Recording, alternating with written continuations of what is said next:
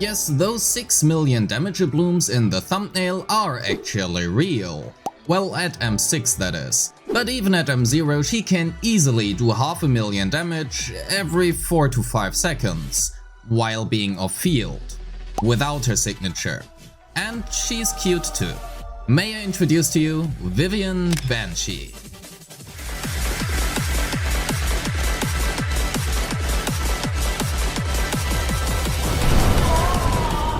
I've spent the last week testing all of Vivian's teams and made about 80 pages of calculations, per team that is, to answer all the questions you might have about Vivian. Get yourself a tea or coffee and settle in, because this video will be lengthy. Timestamps are in the description, so let's talk about her kit and how she plays, her best weapons, disc drives and disc drive sets, her combos, her main and substats, her teams and Mindscapes, and lastly, let's also talk about her pros and cons. Welcome, I am Rivenous and this is your complete in-depth guide to Vivian Banshee.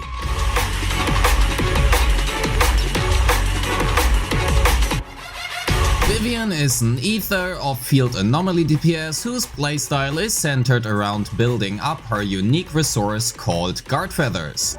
Guard Feathers are then spent whenever any squad member casts an EX special or inflicts an anomaly effect, and Vivian will then cast her follow-up attack, which, truthfully, just does a shitload of damage, is the mechanic responsible for the thumbnail, and does not only scale of her own anomaly proficiency, but also scales of your other anomaly DPS. Which means the better your Jane, Piper, Grace, Yanagi or Mia be, the better Vivian will be. To understand better how she plays and works, let's talk about her kit first. And let's start by skipping the unimportant parts. You will never use her special, dodge counter or dash attack. Great, with that out of the way, instead let's talk about the important parts of her kit, and let's begin with her unique resources. Yes, plural. Flight Feathers and Guard Feathers. Casting her EX special, assist follow-up, chain attack, ultimate or basic attack Fluttering Frog will create Flight Feathers, and casting her floating basic attack, which is the Fluttering Frog, will then convert all of her Flight Feathers into Guard Feathers. While she has Guard Feathers, she will then cast follow-up attacks from off-field whenever any squad member uses an EX special or inflicts an anomaly, and every cast requires and consumes 1 Guard Feather. Because her indicators look slightly confusing, the middle points represent the Flight Feathers and the outer ring the Guard Feathers. Let's talk about her basics, because they are much more confusing than they need to be. Actually, they are so convoluted even Moses couldn't part them if he wanted to. Anyway, if you have played Jinji from Wuthering Waves before, Vivian works similarly to her, except Jinji actually deals damage using it. After casting her basic 4, she gets access to basic attack Noblewoman Waltz, and after using basic attack Noblewoman Waltz, she will automatically transition to her flying state, called basic attack Fluttering Frog. I will refer to them as grounded and flying state going forwards respectively. During the flying state, she can then cast basic attack Fluttering Frog, and that resets her back to her first basic form. Well, if she is on field that is. The neat part here, however, is that you will never actively use any of that. You might use it unknowingly, but never actively. Casting her basic attack during the grounded state will create 1 Flight Feather, and casting her basic attack during the flying state will then convert all of her Flight Feathers to Guard Feathers. However, if she has any Flight Feathers, switching her out will automatically have her enter the flying state and also automatically cast her basic attack Fluttering Frog while off field. So here is a very neat graphic explaining it. Pause if you need to. I spent a lot of time on this, about 2 minutes. Again, if Vivian has any Guard Feathers, whenever any squad member now casts an EX special, she will follow up with her basic attack Feather Bloom, and this can also trigger while she is off field. Because her EX special, chain, ultimate and assist follow up all generate Flight Feathers, the actual game plan usually looks like this. We first parry using Vivian, then her assist follow-up, and then switch her out. Optionally, we can also cast her EX special before switching her out and then instantly swap cancel the EX special. This leaves us with 2 or 5 guard feathers respectively. And truthfully, I literally never did anything else except those 2 combos during the entire week of playing her, so her basics exist and you might unintentionally use them, but they really have no reason to be the way they are currently. Anyway, let's finish up her kit. She can hold up to 5 feathers and her EX special generates 3, her chain and assist follow-up generate 2, and her ultimate generates 5. Let's talk about her core passive, because that thing is the entire reason she does so much fucking damage. Every time her follow-up attack is cast, she will then trigger an additional instance of anomaly damage based on the current active anomaly aura, equal to a percentage times her anomaly proficiency. This additional damage instance is called a bloom, and it also means if your last inflicted anomaly was, for example, assault, the follow-up attack will deal a percentile of assault's damage, which means that damage is also physical. Essentially, that results in her having a double scaling. The first scalar being her anomaly proficiency, which we want to stack as high as possible, and the other scalar being your other DPS. Means the more anomaly damage your other agent does, the higher her bloom damage will be. Furthermore, it also inflicts a dot on the enemy, which is basically permanently active, so it will tick a few hundred times per run, about 300. But it also doesn't really do any damage, nor does it apply anomaly, and hence its main purpose is to trigger anomaly effects from off-field. For example, shock and corruption. She will also start combat with 2 flight feathers. Lastly, for her additional ability, it requires either an anomaly or ether agent, and this part unlocks her ability to also cast her basic attack Feather Bloom whenever an anomaly is afflicted. It also increases the damage of corruption and corruption disorders. Because Vivian's kit seems pretty complicated, and while I hope I made it somewhat understandable, let's still summarize her game plan.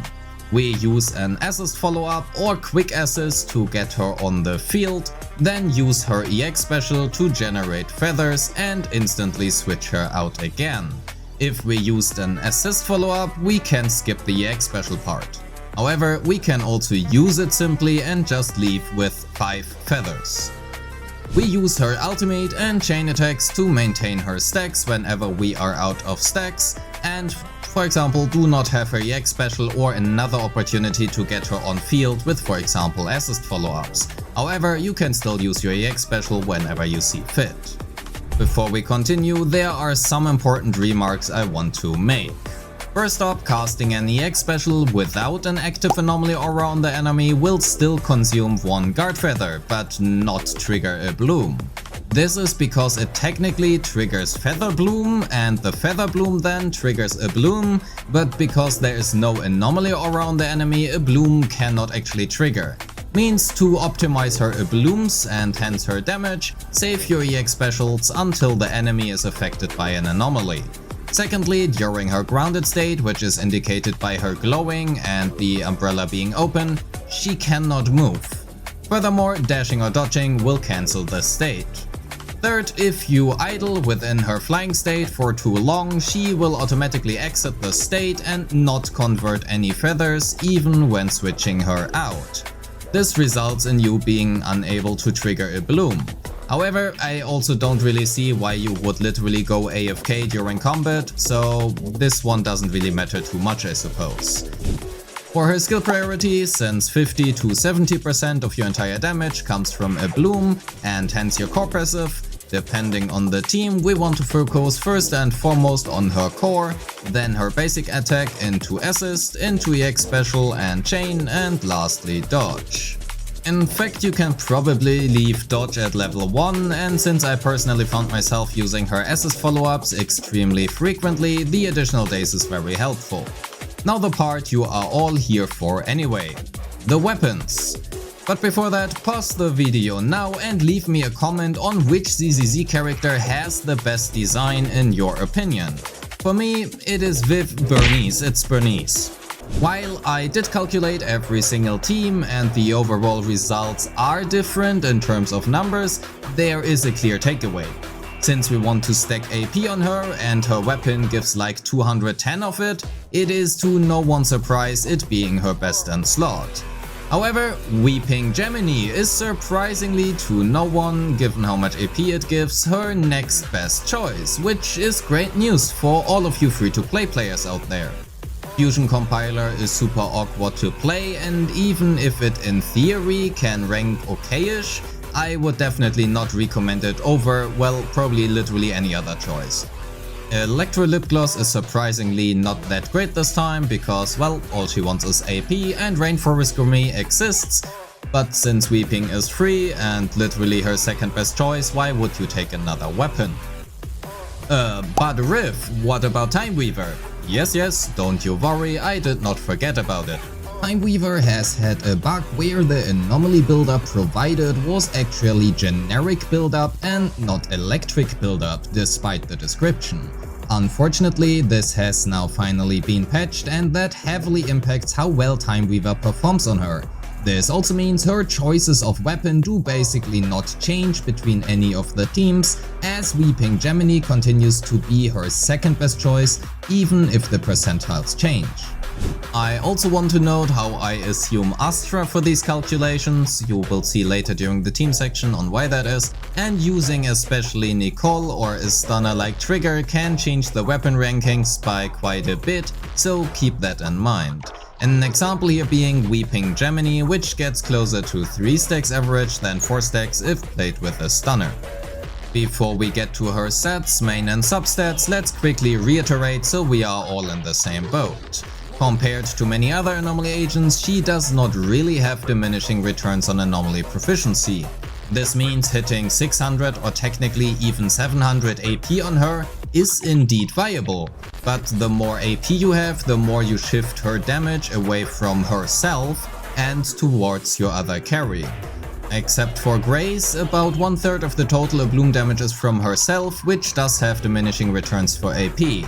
But that also means 66% of the damage from her blooms is technically your other carry's damage, or well, a part of that, and that essentially is where this shift comes from. Having that in mind, let's talk about her sets.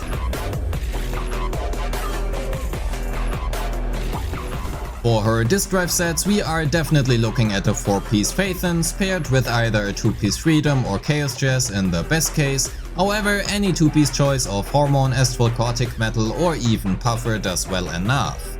Again, her absolute main goal is to stack as much AP as possible while not completely neglecting attack percent, so if you have a 2-piece Hormone with a lot of anomaly proficiency substats, you can easily take that as a replacement for a 2-piece Freedom, for example.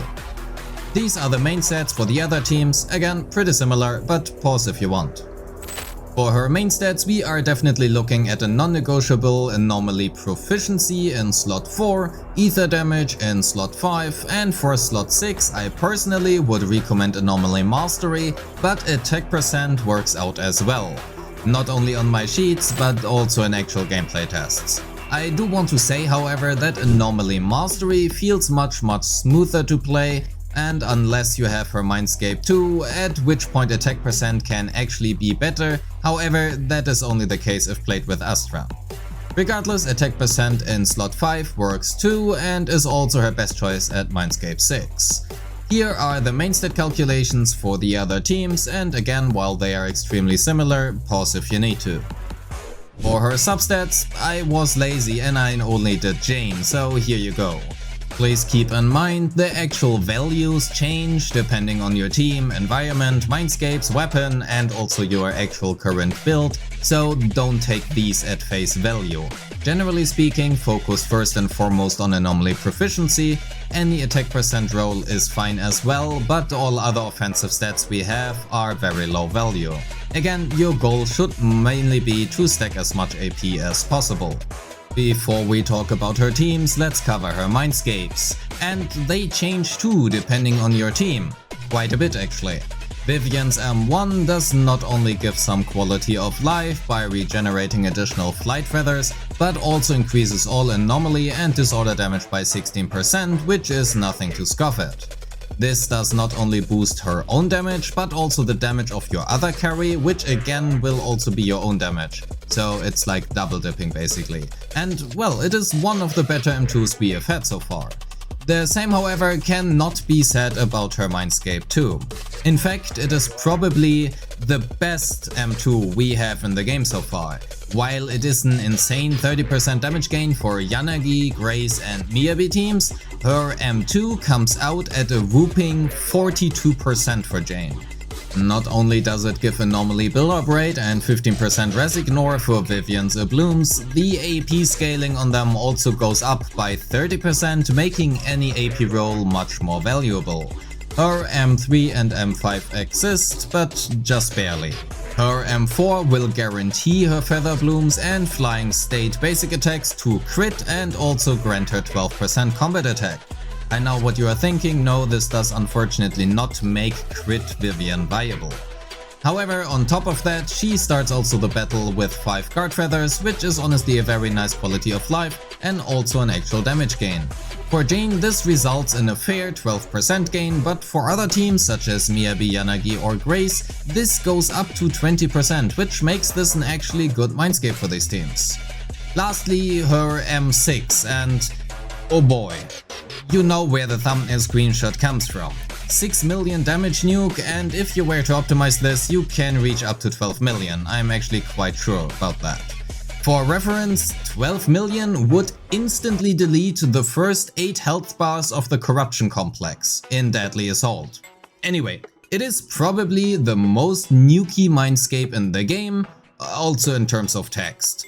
First up, flat out 40% ether damage. This now also makes attack percent in slot 5 come out ahead just slightly. More flight feather gains. And more importantly, when using her flying state basic, it will now consume all guard feathers at once and trigger in a bloom which is up to 5 times as strong as your usual blooms, depending on the amount of guard feathers consumed. Because of how her kit now works, she will then also restore some guard feathers back, so you are not left without any. Like, just look at this. Again, I am in fact quite sure hitting 10 or even 12 million is possible. This is outside the stun window after all, so 9 million is very easily here. Anyways, I don't even know how to calculate this correctly, because there are also so many different factors playing into this that I want to refrain from giving you an actual number. Either it can only be wrong, but regardless, it will be very FOMO-y, so I will not do that. The in-game numbers speak for themselves, honestly. So yeah. However, please keep also in mind these numbers are high whale territory, so unless you have not only her, but also your Jane at M6, which conveniently runs at the same banner time, what a coincidence, this is highly unlikely to achieve. I personally would recommend stopping at Mindscape 2. Post-editing riff here, there have been a few changes to Vivian and how she specifically interacts with Jane's M4 and M6. Overall, the changes have been a slight nerf, as Vivian was able to previously trigger Jane's M6 and M4, but even after the changes she can still hit ridiculous numbers. And that said, back to the video. In terms of signature or Mindscape 1, I would recommend her Mindscape 1 and Mindscape 2 over her signature. However, please also keep in mind that weapons have a 75-25 and copies a 50-50 chance. Let's talk about her teams. As you might have noticed, Jane had pretty big numbers, and in my opinion, Jane is also indeed Vivian's best DPS partner. More importantly, however, Vivian really wants Astra. Vivian's damage does not only depend on inflicting anomalies, but also whether or not you can spend all the guard feathers she generates, and with Astra's Tremolos, triggered by the quick assists counting as EX specials, it is by far the best and cheapest way to spend her guard feathers and trigger a bloom. It is not that any team without Astra cannot perform well, it is much more so that it is much harder and feels also really shitty to play. At least in my opinion that is, because you have like all these cool stacks, all these guard feathers, but you can't spend them. Vivian's best teams are Jane, Yanagi and Miyabi. Hyper works as well, and she also makes Grace honestly somewhat playable. Her best partner so far is, in my opinion, Jane, where she outperformed Bernice by about 20%. In fact, I got 42k against Pompey at M0 without her signature running Gemini. Vivian is a good replacement for Yanagi in Miyabi teams and can also take Trigger's place in Yanagi hypercarry teams. Although at this point it is not a Yanagi hypercarry team anymore, I guess. If you are looking for a triple anomaly team, I personally would not recommend it, as the internal cooldown of 3 seconds in between which anomalies can be procced have been more annoying than helpful. Regardless, if you want to know more about the teams and my thoughts on them, go check out my full Vivian team guide right here after it is released. Also, if you are interested in learning more about Jane or whether or not she is worth pulling for you, my updated Jane guide will also be out, which you can find right here as well. Lastly, let's also talk about her pros and cons. First up, she is a very strong carry, which is also very cheap to build. She is mainly looking for AP, so stat balancing is less of an issue. But also because she mainly cares about AP, her potential is locked behind RNG. And also, part of her damage depends on your other carry. Actually, a large part of her damage depends on the other carry. Which means the better your other carry is, well, the more damage he will do. She also does not really care about skill levels outside of her basics and maybe assist, but putting points into it obviously will increase your damage. She has a great free-to-play weapon choice in Weeping Gemini, and if you are thinking about whaling, her Mindscapes are pretty good, I guess. Her kit sounds much more complicated than she actually plays in practice, and she has a fair variety of teammates to choose from. On the other hand, she also does really like Astra, and she does feel also much worse without her. Her iframes are insane, and she feels kinda invulnerable throughout everything she does. And with that, thank you so much for watching. Leave a like and a comment if you enjoyed the video, and don't forget to subscribe for more Zenless Zone Zero content. With that, enjoy the showcase, and I wish you a nice day. Peace!